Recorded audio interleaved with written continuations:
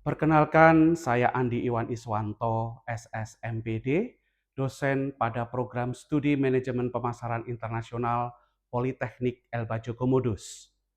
Pada video pembelajaran ini, saya akan menyampaikan salah satu materi dalam mata kuliah etika profesi, yaitu pelayanan prima sebagai praktek nyata etika profesi. Mata kuliah etika profesi merupakan mata kuliah yang dirancang untuk membentuk mahasiswa sebagai calon tenaga profesional yang berkarakter, berintegritas, bertanggung jawab, serta mampu menerapkan nilai-nilai etika dalam kehidupan pribadi maupun dunia kerja. Di sini, mahasiswa tidak hanya mempelajari konsep etika secara teoritis, tetapi juga belajar menginternalisasikan nilai-nilai profesionalisme dalam sikap, komunikasi, pelayanan, dan pengambilan keputusan, sehingga siap menghadapi tantangan dunia kerja secara profesional. Materi ini mendukung pencapaian beberapa CPL program studi, yaitu CPL 1, mahasiswa mampu menjunjung tinggi nilai kemanusiaan berdasarkan agama, moral, dan etika. CPL 4, mahasiswa mampu menunjukkan sikap bertanggung jawab atas pekerjaan di bidang keahliannya secara mandiri. CPL 6, mahasiswa mampu bekerja sama, berkomunikasi, dan berinovasi dalam pekerjaannya. CPL 8, mahasiswa mampu menguasai konsep komunikasi dan pelayanan prima bagi pihak internal maupun eksternal. Dan CPL 9, mahasiswa mampu berkepribadian, berkomunikasi, dan bekerja sama dengan berbagai pihak secara profesional.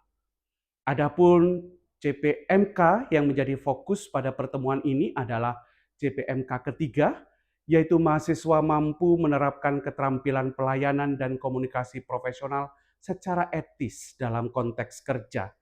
Secara lebih spesifik, pembelajaran hari ini diarahkan pada pencapaian sub CPMK 7, yaitu mahasiswa mampu memahami pelayanan prima sebagai praktek nyata etika profesi dalam dunia kerja.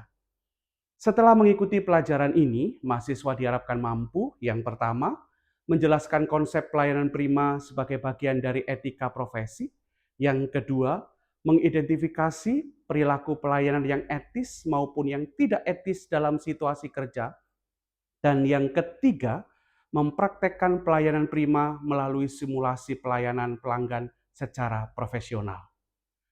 Untuk mencapai tujuan tersebut, saya menggunakan pendekatan student center learning dengan memadukan ceramah interaktif, tanya jawab, studi kasus, role play, dan refleksi pembelajaran. Dengan pendekatan ini, mahasiswa tidak hanya memahami konsep, tetapi juga memperoleh pengalaman belajar yang kontekstual dan aplikatif sesuai dengan kebutuhan dunia kerja. Interaksi dilakukan melalui kegiatan apersepsi, tanya jawab, analisis studi kasus, simulasi pelayanan dengan berpasangan, serta penarikan kesimpulan bersama yang memungkinkan mahasiswa bisa berpartisipasi aktif dan mampu berpikir kritis dalam pemecahan masalah. Penilaian dilakukan melalui observasi partisipasi mahasiswa, kemampuan menganalisis studi kasus, performa mahasiswa dalam kegiatan role play, serta tugas refleksi pembelajaran yang diberikan. Tugas refleksi ini dilakukan dengan membuat laporan refleksi dan dikumpulkan melalui e-kampus.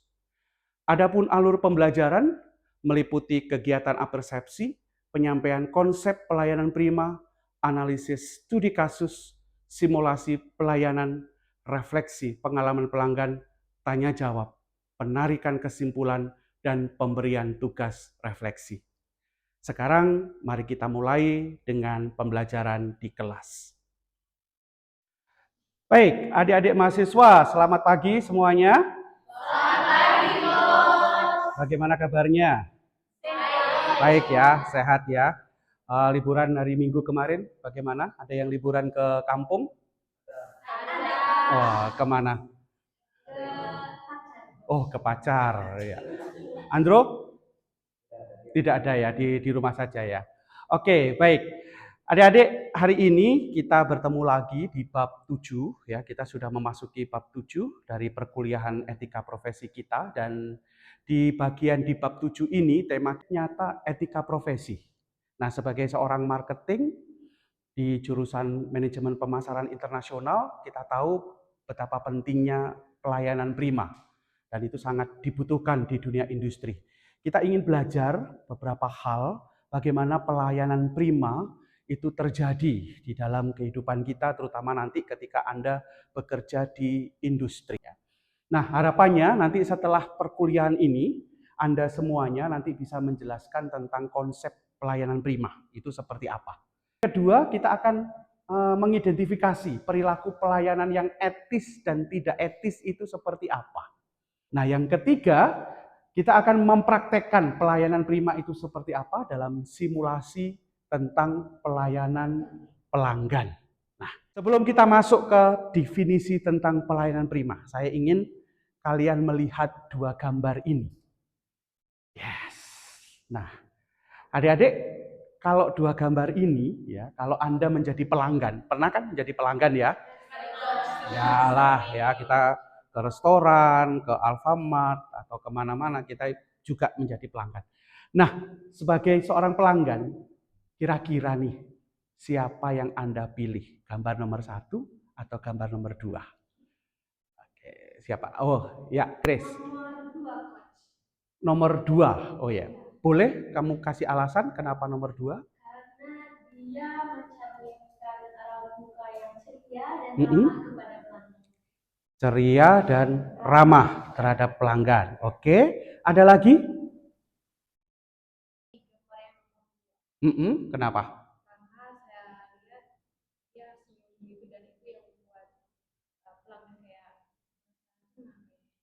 Senyum dan membuat pelanggan merasa senang, nyaman. Oke, ya. Jadi hampir secara keseluruhan sepakat bahwa kalau melihat ini kita akan mengatakan bahwa yang nomor 2 itu lebih profesional, ya, dalam arti senyum, sapa, dan orang merasa nyaman untuk melihat. Oke, baik. Terima kasih. Nah, kalau kita melihat gambar itu dan kita mulai berbicara nih, adik-adik, tentang pelayanan prima sesuai dengan tema kita.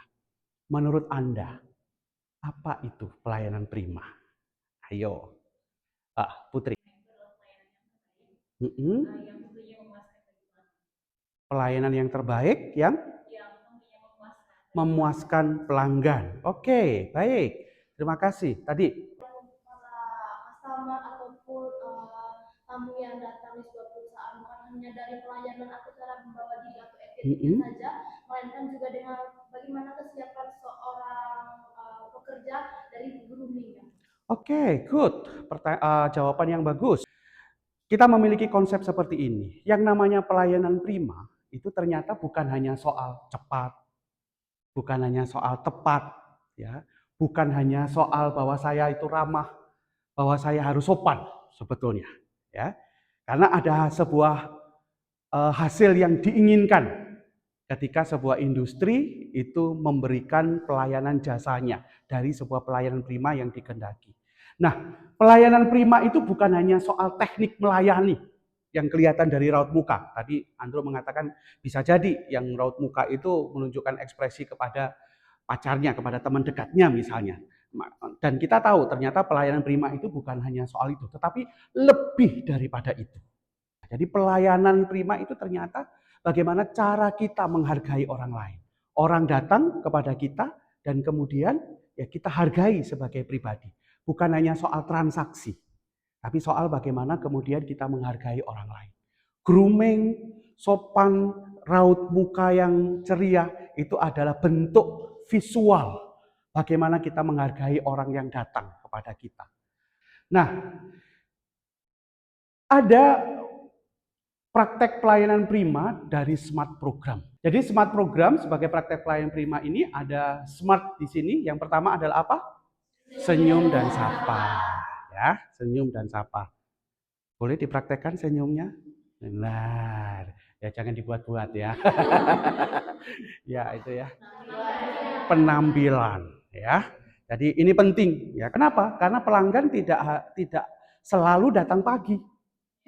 Ya toh? Ada yang datang siang, ada yang datang sore.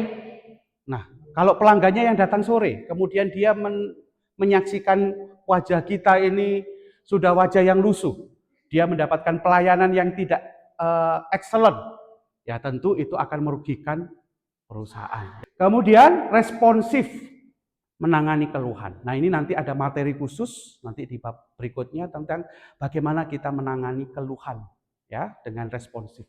Dan terakhir yaitu bagaimana kita terampil dan terus meningkatkan diri ya.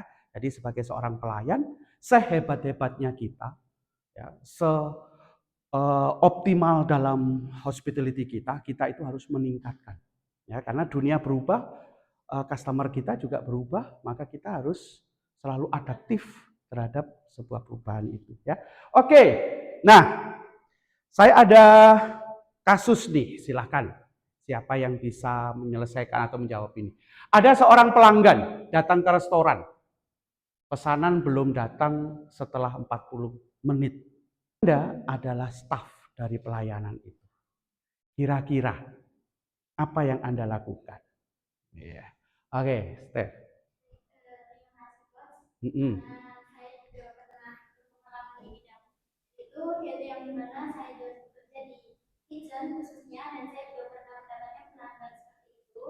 Dan yang saya lakukan pertama-tama tentunya saya sebagai staf di situ mungkin saya meminta maaf kepada pelanggannya yang dimana mungkin pertama-tama saya bilang mohon maaf untuk kesananya kami ada kesalahpahaman di belakang, jadi ini kesalahpahaman antara waiters melalui kitchen gitu. Jadi kayak mungkin lebih ke kami duluan meminta maaf dan juga kami juga meminta untuk memberikan kompensasi kepada mereka atau yang dimana yang disebut biasa di tempat kerja kami itu kami akan mengganti rugi atas apa yang sudah tidak membuat tidak nyaman kepada pelanggan kami. Oke, minta maaf, mengganti rugi. Pelayannya, hal yang pertama dilakukan adalah mendengar keluh kesahnya dia. Oke. Jika mungkin dia sedang berbicara dan kita juga akan bicara. Artinya kita mendengar terlebih dahulu apa problemnya. Setelah itu say sorry dulu, minta maaf atas yang terjadi. Oke, baik. Ada lagi? Yuk, Andro.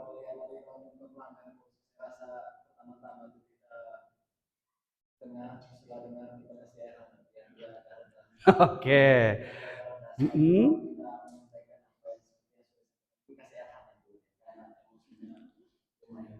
Oke.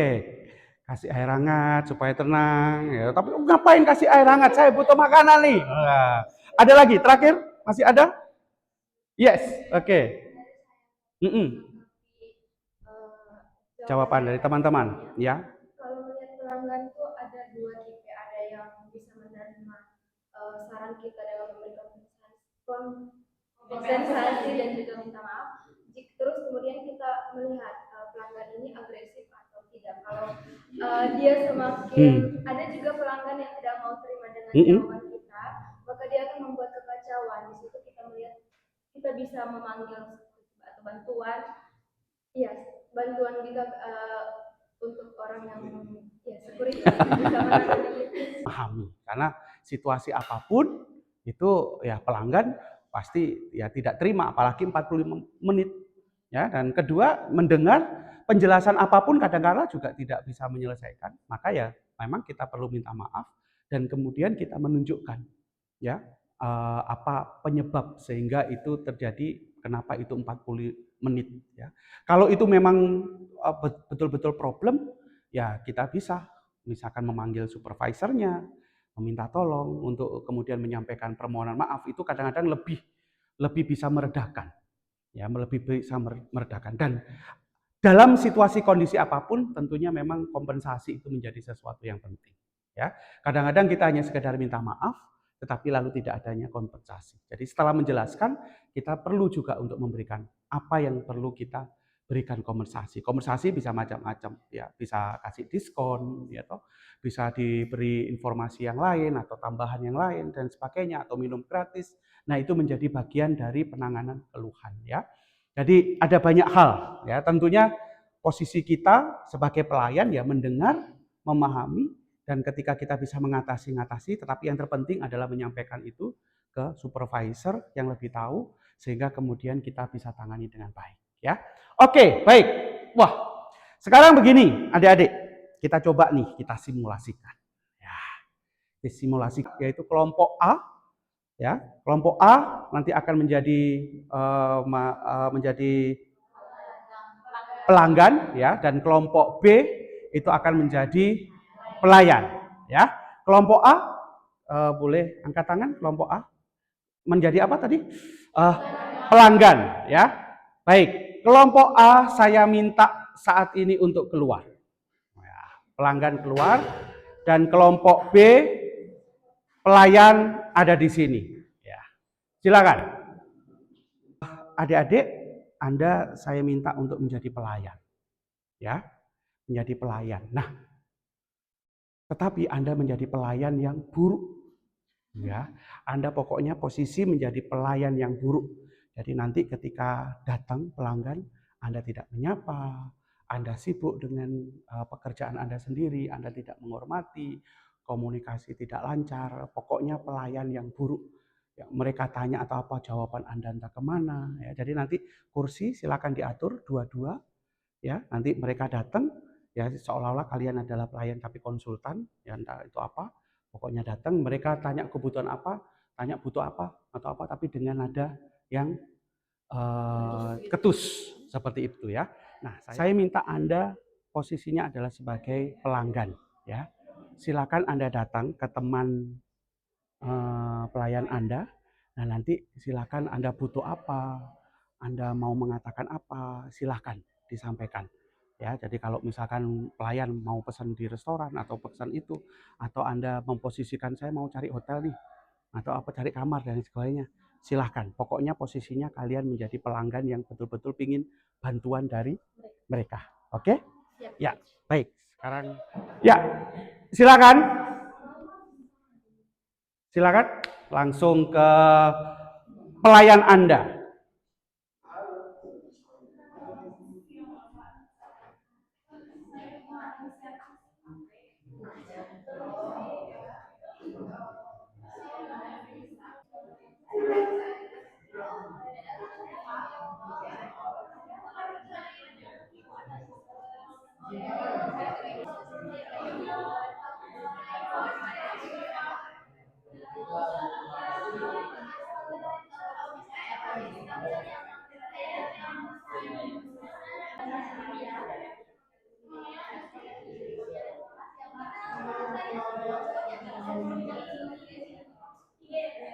Pelanggan, terutama pelanggan. Ya, bagaimana perasaan Anda sebagai pelanggan ketika menghadapi pelayan yang seperti tadi? Oke, siapa yang belum ya? Ya, Grace. Kamu apa? Asik sendiri, tidak dihargai. Oke. Tidak diberikan informasi yang jelas. Oke, perasaannya seperti apa? Jengkel. Oke, baik. Oh.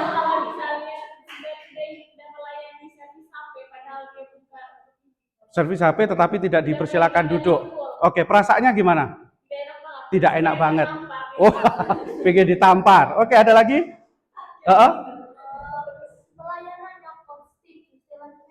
Wah, cuek sekali. Oke, apa? Tidak nyaman. Oke. Hah? Malah ngantuk karena prosesnya kelamaan. Oke, baik.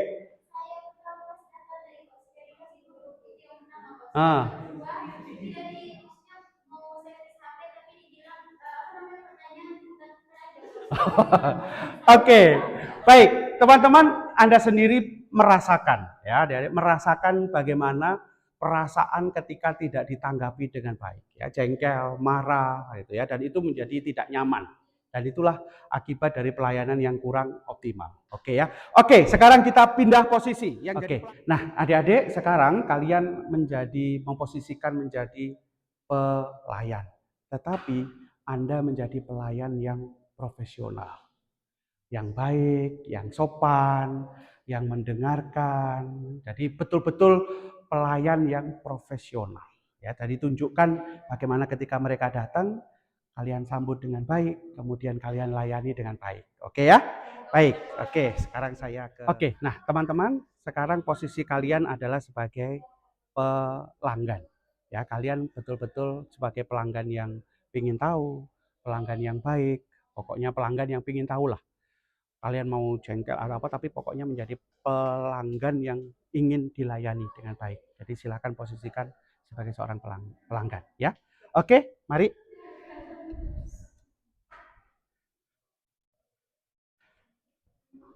Ups. Oke, silakan dimulai.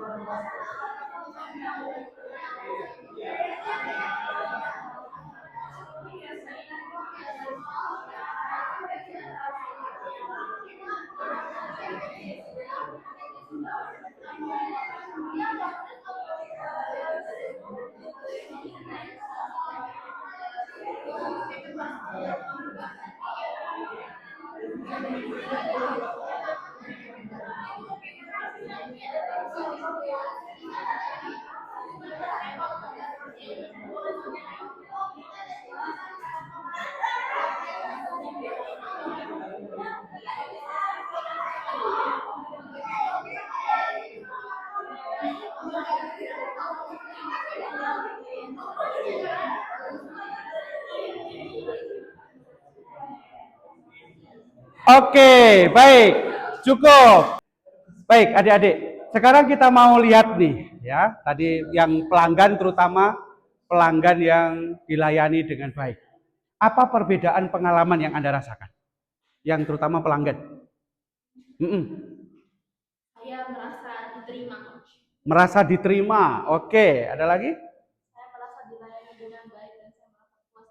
Dilayani dengan baik, puas. Presentation bagus, dan informasinya cukup jelas karena saya punya beberapa kali berpresentasi. Oke, baik. Ya. Wah, rapat ramah. Oke, ada lagi? Ya. Ramah.